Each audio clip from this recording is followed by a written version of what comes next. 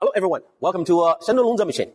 Today I give you an introduction about our heavy duty type MODEL260KW biomass pellet machine.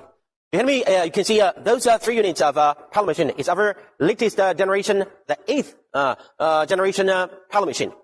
This machine will fit with a heavy duty type gearbox, and it can fit with 250 and 280 kilowatt electric motor. The capacity for this machine is 3 to 4 tons per hour. And the self weight of this machine is almost 13 tons. So it's a kind of a heavy duty type pellet machine. And when it's working, it's very stable, this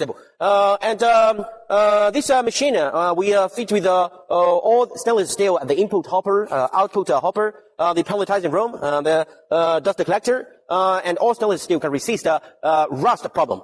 And the latest generation with a downside pellet push system can reduce the broken percentage of pellet. This pellet machine can accept the high moisture material. Maximum can be 20%. Okay, everyone. With this machine, you can achieve a high capacity production line.